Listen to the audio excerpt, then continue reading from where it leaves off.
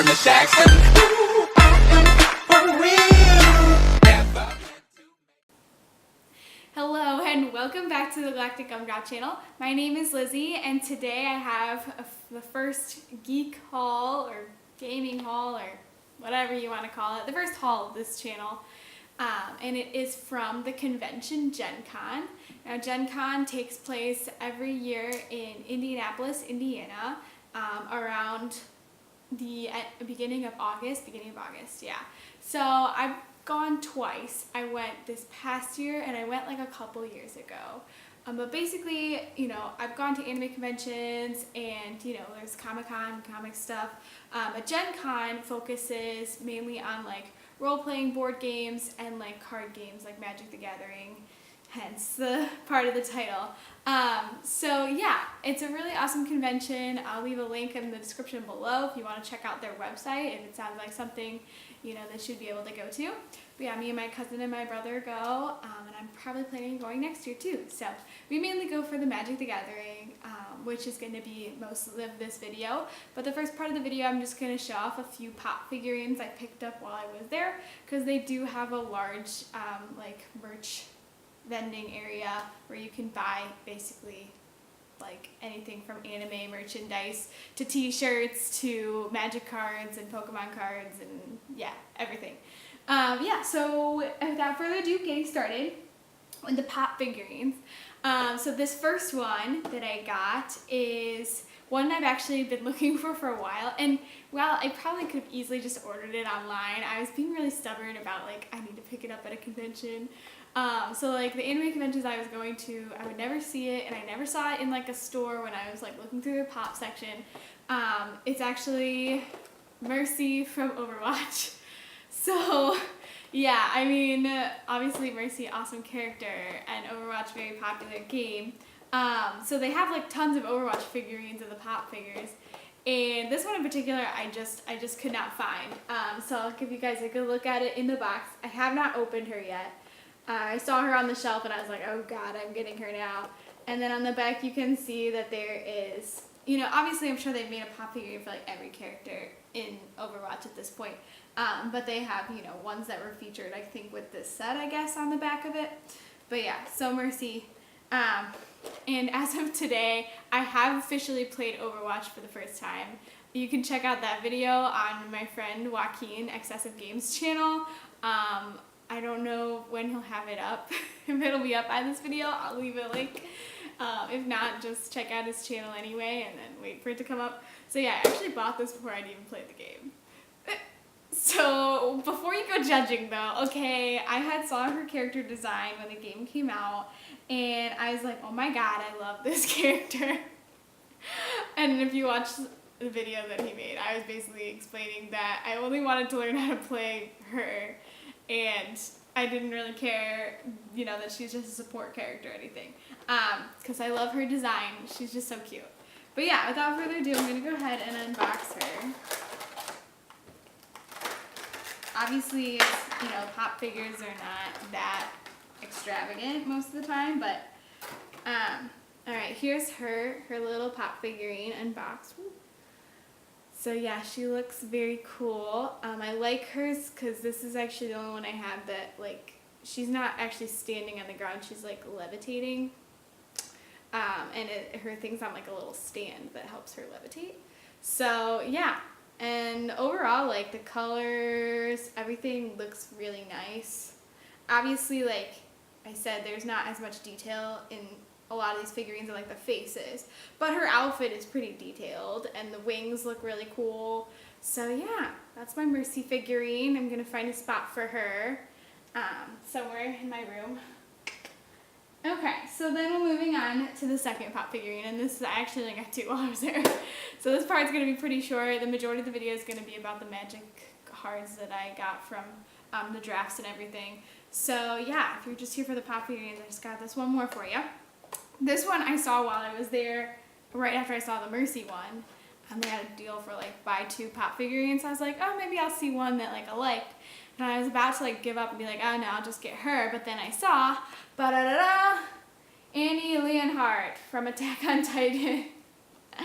And I'm actually a big fan of the show, so I do know her very well. Yeah, so I like saw her on the shelf and I was like, oh my god, I have to get her. And actually, out of all my pop figurines, I noticed that I have only blonde women.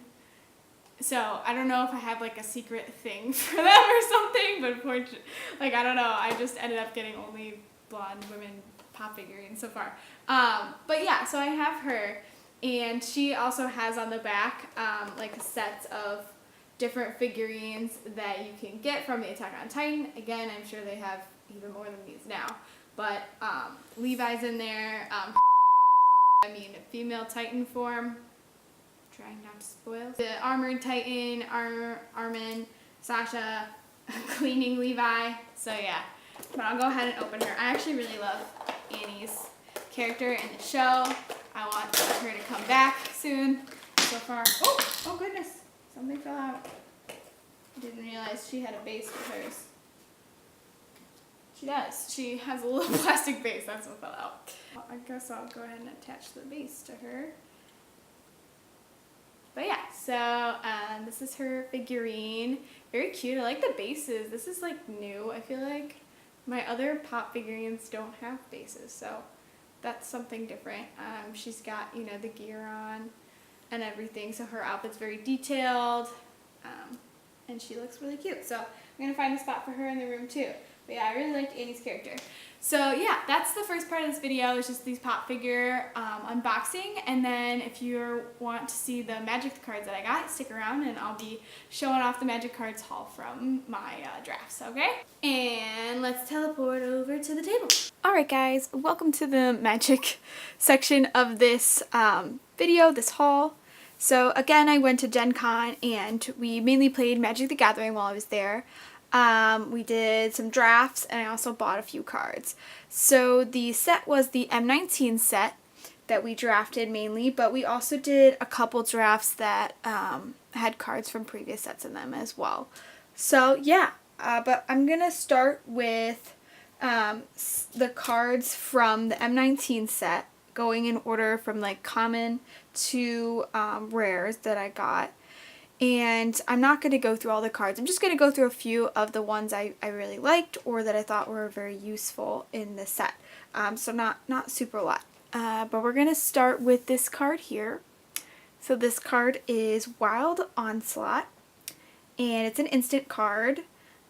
What you do is you can pay the 3 generic, 1 green to cast it, and then pay an additional kicker, an additional 4 mana, to put +1/+1 counters on each of the creatures if you just pay the regular, the 4 plus the 1 green, the 3 plus the 1 green, or if you kick it, you can add 2 +1/+1 counters on your creatures. So this really helps if you're like doing a full out on attack with all your creatures, trying to knock out the person, and maybe your creatures just need a little extra boost to fully kill them. So I feel like this card helped me out a little bit in a few of my drafts, so I was like, oh yeah, I'm gonna showcase this card. So even though it is a common, I thought it was a pretty decent card here. And then that's the only common card that I really liked or thought was worthy of noting. I'm just gonna go ahead and go to the uncommons. So starting out here, this is Diamond Mare. And Diamond Mare is a 2 mana generic card. It's an artifact creature horse. Obviously very pretty, like the art. And when it comes to the battlefield, you choose a color, and whenever you cast a spell of that color, you get to gain a life. And it's a 1/3, so it has a little bit of defense. And the card's pretty useful. It's like one of the cards in the set, one of the only ones that really help you get a lot of life. So, and because it's a generic coloring and it's an artifact, you can play it in any deck. Doing the drafts, it was really helpful. No matter what color your deck was going to be set with, you could always put Diamond Mare in there to help you out, give you a little life boost. And you know, it's got a little bit of defense. It's not something that can just be mowed over by a 1/1, so that's nice. Yes, I thought I'd show that card. Next one is another uncommon called Declare Dominance, a sorcery card, and it's a 3 generic, 2 green to cast card. Target creature gets +3/+3 until end of turn, and all creatures able to block it this turn do so. So this card is very, very helpful, again, with getting rid of threats and things like that.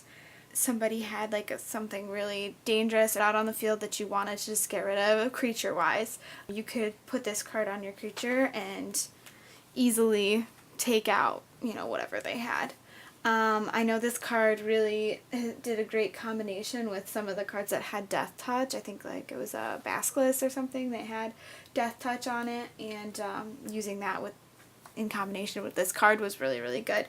So yeah, this one definitely used it in quite a few of the drafts that we did, and it was really helpful. So the next one is Meteor Golem, another uncommon.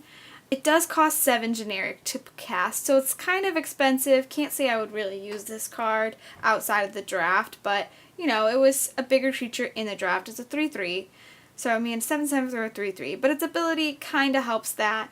When it enters the battlefield, you get to destroy a non-land permanent an opponent controls, so that could be anything from their creature to like an enchantment, all that good stuff. So, you know, it was kind of helpful, a little bit of removal, and I mean it's a 3/3, so it's got some bulk, but for 7, it's a little expensive. I think you could definitely replace it with something cheaper, but as far as the set goes, you know, it was definitely a card that I used. It is an artifact creature again, so you could use it no matter which color you were drafting, so that was helpful. And then this is the last uncommon that I'm going to go over. Horizon Scholar. So it's a 5 generic 1 blue creature Sphinx, and it has flying 4/4. Its ability, when it enters the battlefield, you can scry 2. So scrying, looking at the top 2 cards of your library, and then putting a number of them on the bottom and the rest on the top in whatever order. So again, good for helping thin out your deck, get the cards you need with that ability. And then a 4/4 flyer is definitely nothing to laugh at. It's cheaper than that Meteor Golem, and I feel like it's definitely a better card.